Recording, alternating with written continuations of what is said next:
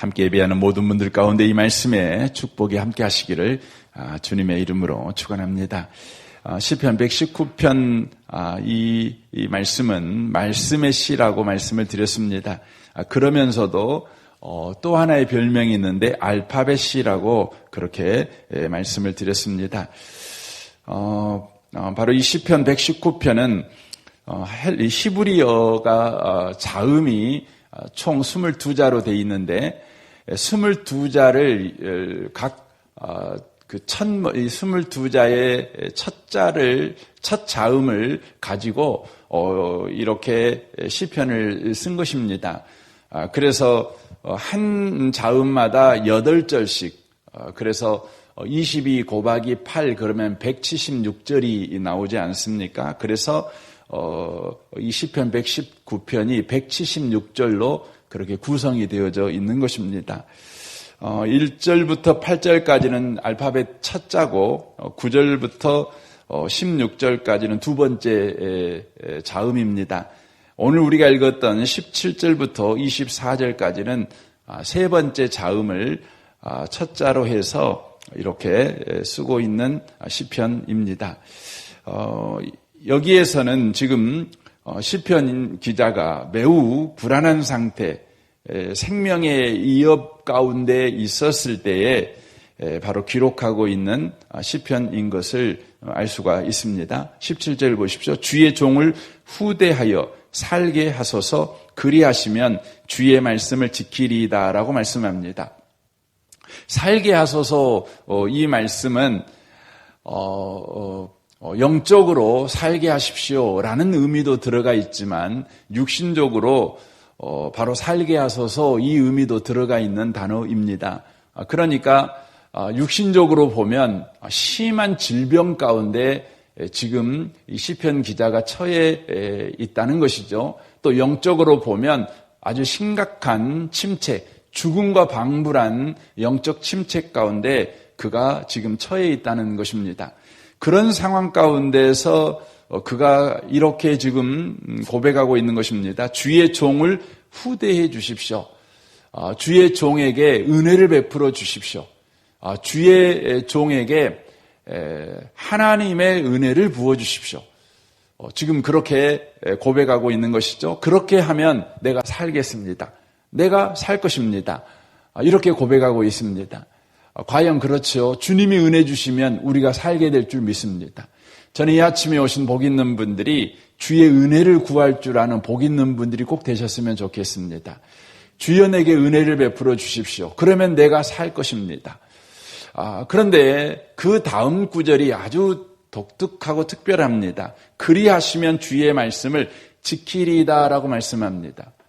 주님이 은혜 주셔서 나를 살게 하시면 내가 주의 말씀을 지키겠습니다. 이렇게 말합니다. 내가 주의 말씀을 지킬 수 있게 될 것입니다. 이렇게 말하고 있습니다. 왜 이 말씀이 특별하고 독특하냐면 우리는 기본적으로 하나님의 말씀을 우리가 지키면 하나님이 우리에게 은혜를 베풀어 주시고 그리고 우리가 살게 될 것이다. 이런 믿음을 가지고 있습니다. 그런데 이 성경은 우리에게 아주 뒤집어서 우리에게 지금 말씀하고 있는 겁니다. 하나님이 먼저 은혜를 베풀어 주시면 내가 삽니다. 그리고 내가 주의 말씀을 지키게 됩니다. 지금 이 말씀이죠. 여러분 이것이 지금 이 본문 말씀을 통해 바른 신앙이 무엇인가를 우리에게 가르쳐주고 있는 것입니다. 여러분과 제가 사는 것은 바로 내가 살 만한 조건을 지켜서 사는 게 아닙니다. 사는 것은 하나님의 은혜 까닭입니다. 이걸 여러분과 제가 놓치지 않으시기를 바랍니다. 우리는 하나님의 말씀을 지키는 것을 조건으로 이해합니다. 복을 받는 조건, 내가 은혜 받는 조건, 그 조건이 뭐냐면 내가 하나님의 말씀을 지키는 거라고 생각을 합니다. 하지만 성경은 우리에게 그렇게 말하지 않습니다. 복을 받는 것은 하나님의 은혜입니다. 내가 사는 것도 하나님의 은혜입니다. 다만 그 은혜의 결과가 우리로 하여금 그리스도인다운 삶을 살아가게 만든다는 것이죠. 저는 이 아침에 오신 복 있는 분들이 하나님을 아버지라고 여러분이 고백한다면 우리 하나님은 우리에게 은혜를 먼저 베풀어 주시는 분이심을 잊지 마시기를 바랍니다. 하나님은 내게 은혜를 먼저 베푸시는 분이십니다. 그리고 나를 살려서 하나님의 말씀을 바로 지키는 자가 되게 하십니다. 이런 바로 신앙의 바른 순서를 가지고 신앙생활할 줄 아는 복 있는 분들이 꼭 되셨으면 좋겠습니다. 그래서 18절을 보십시오. 내 눈을 열어서 주의 율법에서 놀라운 것을 보게 하소서라고 되어 있습니다. 그러니까 연속적인 동작이죠. 하나님의 은혜 베풀어 주시면 내가 살게 되고 그리하여서 하나님의 말씀을 내가 지키게 됩니다. 더 나아가서 내가 하나님의 말씀을 지키는 가운데 하나님의 말씀을 내가 깨닫게 됩니다. 깨닫게 됩니다. 그러니까 우리는 깨달으니까 하나님 말씀을 지키잖아요. 하나님 말씀이 너무 좋으니까 하나님 말씀을 지켜요. 그런데 여기 성경에서는 하나님의 말씀을 지키다 보니까 하나님 말씀이 너무 좋은 거예요. 그 말씀이에요. 하나님 말씀대로 살다 보니까 하나님 말씀이 너무 좋은 거예요. 하나님 말씀이 놀랍다는 것을 저와 여러분이 보게 된다는 것이죠. 보게 된다는 것이죠.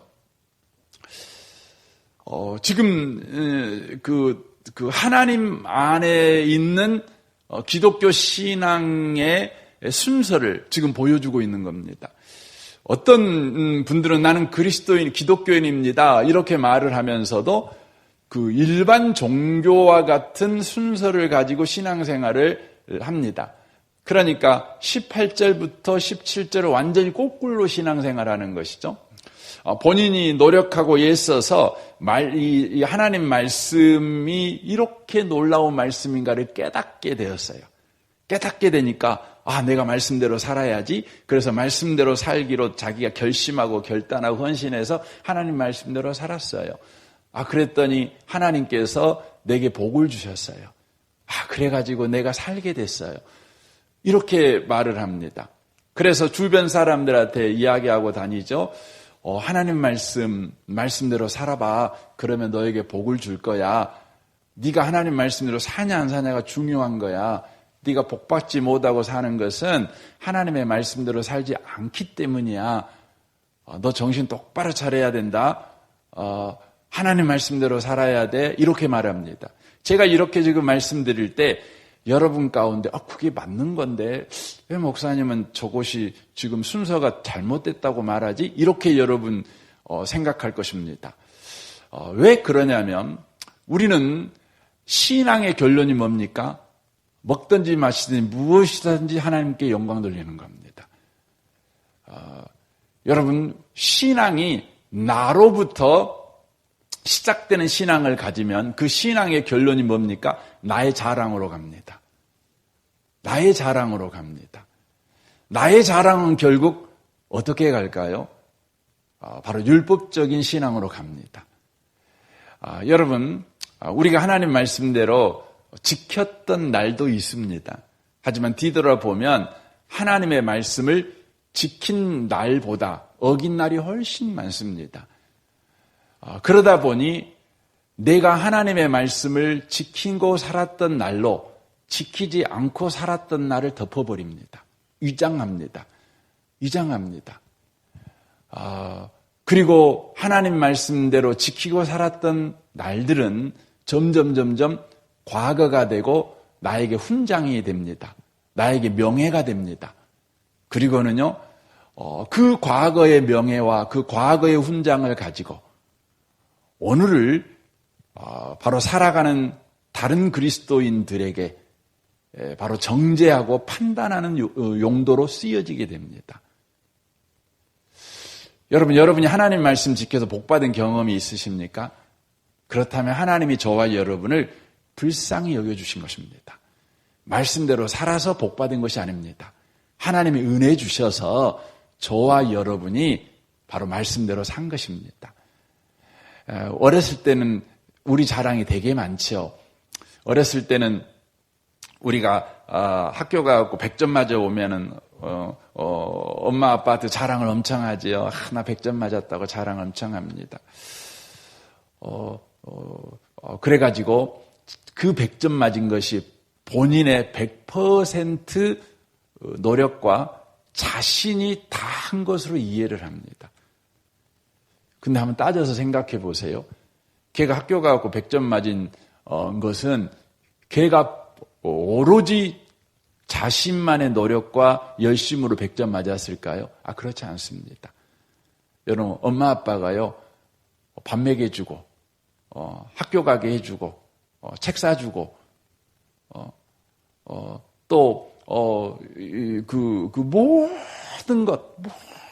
모든 것을 다 해줘가지고, 공부할 수 있는 여건을 만들어 줬기 때문에. 또 알고 보면, 그 엄마 아빠가 학교 다닐 때 100점 맞아가지고, 걔가 100점 맞은 거예요. 그러니까, 걔가 100점 맞은 건 사실 디테일하게 이렇게 세부 분열해 보면은요, 지가 한 건 한 가지도 없어요. 다 부모님의 은혜예요. 부모님이 하신 것이죠. 여러분, 우리가 하나님과의 관계에서 그렇습니다. 하나님께서는요, 우리에게 이 길을 주시거든요. 이 길을 주십니다. 왜 이 길을 주시느냐? 그 이유는 우리가 하나님의 은혜로 산다는 것을 알게 하시기 위해서입니다. 하나님의 은혜로 우리가 삽니다. 그리고 말씀을 지킵니다. 말씀을 지키는 가운데 말씀에 주목하여 보니까 이 말씀에 이런 놀라운 말씀이 써져 있는 것이죠. 깜짝 놀라는 것입니다. 19절을 보십시오. 나는 땅에서 나그네가 되었사오니 주의 계명들을 내게 숨기지 마소서. 주의 규례들을 항상 사모함으로 내 마음이 상하나이다. 교만하여 저주를 받으며 주의 계명들에서 떠나는 자들을 주께서 꾸짖으셨나이다. 내가 주의 교훈들을 지켰사오니 비방과 멸시를 내게서 떠나가게 하소서라고 고백하고 있습니다. 지금 이 시편 기자는 하나님께서 은혜 베풀어 주셔서 자기를 살게 하시고, 그래서 하나님 말씀을 지키고 지키면서 말씀을 보니까 그 말씀 안에 놀라운 걸 보게 됩니다. 그게 뭡니까? 자기는 은혜 받을 수 없는 자예요. 나그네예요. 소속이 없어요. 그냥 여러분, 나그네에게 우리가 매몰차게 대해도 나한테 손해가 없어요. 그러니까 하나님이 나에게 막대해도 하나님에게 손해가 없는 존재들이에요. 그런데요, 성경을 보니까, 하나님의 은혜를 받고 나중에 성경을 보니까 나그네 같은 나에게 주님이 선대해 주신 거예요. 우리가 죄인 되었을 때, 우리가 하나님 앞에 온수되었을 때 하나님께서 나를 사랑하셔서 아들까지 아끼지 아니하시고 내어주신 그 놀라운 사랑을 보는 겁니다. 보니까요, 이제 하나님에게서 떠나기 싫은 거예요. 떠나기 싫은 거예요. 주님, 내가 주님 떠나기 싫습니다. 그래서 여기 표현에 그렇죠. 주의 규례들을 항상 사모함으로 내 마음이 상하나이다. 말씀을 보니까 주님의 사랑이 구구절절 너무 놀라운 거예요. 그러니까 하나님을 사모하는데 내 마음이 상해요. 내 마음이 상한다는 말은 내 마음이 분쇄되었다. 그러니까 그 집에 그 분쇄기 하나씩 있잖아요. 뭐라고 그럽니까? 분쇄기 말고 뭐라고? 믹서기 있지 않습니까? 믹서기에다가 내 마음을 갈아버린 것 같은. 내 마음에 굳은 것이 없어요. 굳은 거, 하나님에 대해서 굳어버린 게 없어요. 믹서기로 갈아버리면 여러분 굳은 게 다 갈려가지고 나중에는 추수돼 갖고 나오잖아요. 추수돼 갖고 나오는 겁니다. 우리 마음이 하나님에 대해서 그런 거예요. 내가 다 하나님의 은혜구나. 처음부터 끝까지 하나님의 은혜구나. 이걸 아는 것입니다. 여러분, 이 아침에 혹시 고난 가운데 있으세요? 그러시면 여러분과 제가 해야 될 일은 뭐냐면, 내가 왜 말씀대로 안 살았을까? 말씀대로 안 살아서 내가 이 모양으로 살지. 이런 말 하지 마세요. 여러분, 그렇게 나가세요. 하나님, 내가 말씀을 지키지 못하는 악한 자연이, 그러니 내가 주의 은혜가 필요합니다. 은혜가 뭡니까? 조건 없는 자에게 베푸시는 하나님의 선대예요. 자격 없는 자에게 베푸시는 하나님의 선대예요. 하나님, 내게 은혜 베풀어 주세요. 내가 자격이 없으니 나는 은혜 받을 자입니다. 내가 이렇게 엉망진창으로 사니 내가 주의 은혜를 받을 자입니다. 내가 자랑이 조금이라도 있으면 주님한테 은혜 받을 자가 아니라 보상받아야 될 자지요. 내가 조금이라도 주님 앞에 뭐 한 것이 있으면 내가 월급 받아야지 내가 왜 구제금을 받습니까? 하나님, 나는 구제받아야 될 사람입니다. 은혜 베풀어 주십시오. 은혜 베풀어 주십시오. 그래서 살게 해 주십시오. 내가 살아야 될 이유도 없는 사람이지만, 하지만 주님이 은혜 베풀어 주시면 내가 살 줄 믿습니다. 그리하게 될 때 저는 주의 말씀을 지키게 될 뿐만 아니라 주의 말씀의 그 놀라움을 내가 깨닫게 됩니다. 성경 구절구절마다 내 인생의 주의 손이 머리부터 발끝까지 사랑으로 터치하셨음을 저는 알게 됩니다. 그러므로 내가 주님 앞에 굳은 마음이 없습니다. 주님 앞에 내가 억울한 마음도 안 됩니다. 여러분, 그 사람이 화날 때 있거든요. 갑자기 화가 나요. 그냥 싫어요. 여러분, 그 이유가 어디에 있는 줄 아세요? 깊이 들어가 보면 다 하나님에 대해서 서운한 겁니다. 하나님에 대해서 섭섭한 것입니다. 저도 막 그런 생각 들 때가 있거든요. 그런데요, 하나님의 은혜 가닥에 내가 살고 또 은혜 가닥에 내가 말씀을 보고 이런 나를 성경을 통해서 발견하게 될 때 하나님에 대해서 내가요 전혀 억울함이 없는 겁니다. 그때 저와 여러분의 삶에 무슨 일이 벌어지죠? 100배, 60배, 30배로 열매가 맺어집니다. 이게 놀라운 겁니다. 무슨 열매이죠? 성경은 말씀합니다. 바로 성품의 열매가 맺어집니다. 사랑과 희락과 화평과 오래 참음과 자비 양성과 충성과 온유와 절제. 바로 이웃을 사랑하게 됩니다. 이웃을 사랑하게 됩니다. 성경에 보면 4가지 밭이 나오지 않습니까? 길가밭이 나오고 돌짝밭이 나오고 가시덤불밭이 나오죠. 그리고 옥토밭이 나오잖아요. 우리는 그 성경을 보면서 이런 그 마음의 그 도전을 받죠. 주님, 내가 길가밭입니다. 내 마음을 기경해 주십시오. 내가 돌짝밭입니다. 내 마음의 돌덩이를 다 주여 끄집어낼랍니다. 내가 가시던 불밭입니다. 이 가시 다 뽑아버릴랍니다. 그래서 나 옥토를 만들랍니다. 이렇게 하시는 분이 많습니다. 여러분과 저의 심령은요, 돌짝밭이고 그냥 가시던 불밭이고 길가밭인데 언제 내 마음이 옥토가 될까요? 성경은 그렇게 되어 있습니다. 깨달을 때 내 마음이 옥토가 됩니다. 뭘 깨닫는 거죠? 내가 길가밭이니까 내 마음 기경해야지. 이걸 깨닫는 게 아니에요. 뭐냐면 내 마음밭에 떨어진 그 씨를 깨닫는 거예요. 씨, 그 말씀이거든요. 말씀이 이 어떤 말씀인가를 깨닫는 거예요.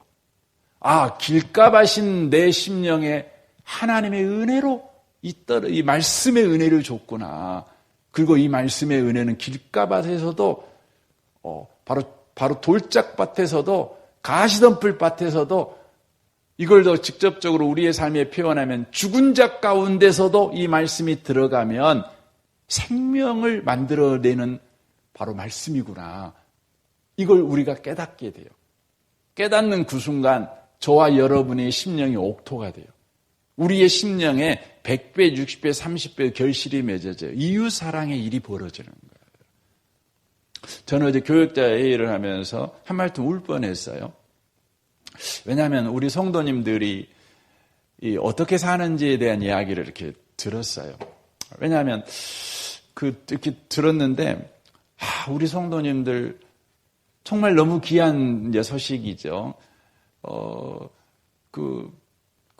저에게 늘 갈등이 있는 것이 있어. 목사로서 그래서 이제 하나님의 은혜로 교회, 이제 우리 은혜보험교가 개척되게 된 이유 중에도 하나지만, 그게 뭐냐면, 제가 목회할 때, 하나님이 저에게 베푸신 은혜 중에 하나가, 목회를 하면 교회가 늘 성장을 했어요.